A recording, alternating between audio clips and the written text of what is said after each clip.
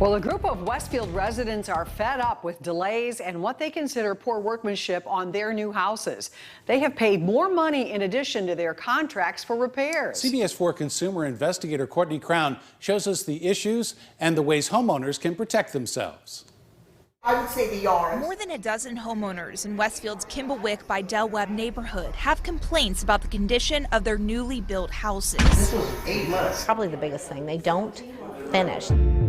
All of them experienced numerous delays in closing this year. You felt pressure to close. It was costing us over $3,000 a month between apartment rent, and storage fees to just sit there and wait. Here's all our paperwork. For homeowners Linda and Richard Russell, the issues with their new builds is long and costly. It's been nothing but a colossal headache. For example, the Russells paid hundreds of dollars to have a gas line put in for their dryer. The outlet they'd put was behind the drywall, under the molding. So I tore out the wall, tore out the drywall, tore out the trim, redid the plumbing. It's supposed to be cost. The couple spent thousands above their contract, they say, to fix the issues left behind by the builder and its contractors. That includes cleaning up their mess. So two 75-year-olds are on their hands and knees taking all the spots off the floor after the other people had left. That's how it got cleaned.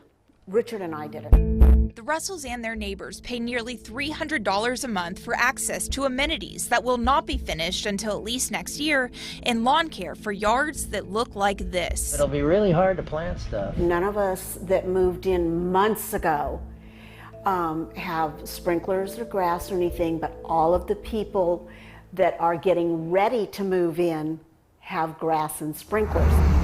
Westfield requires lawns to be completed within days of closing, except during the months of November through mid-May. But the city requires all lawns to be completed by May 15th. The city confirms it has fined the builder. We should have grass before the people that haven't moved in yet. Do you feel like it's because they've already collected your money? Oh, absolutely. 100%. It just takes some legwork. Environmental and construction attorney Melissa Hamer says the contract sets the project's expectations. Who's going to do what? What time frame are they going to do that work on? Who's paying for what? They're all supposed to be the same. Hamer says it is not uncommon for houses to have issues that need addressed after the owner moves in, but the house should be habitable. Residents can create a punch list. Whether it's repaint this little section, straighten this fixture, fix a crack in a drywall. Right up here. In the Westfield case, the builder cites supply chain and labor issues as reasons the process is taking longer.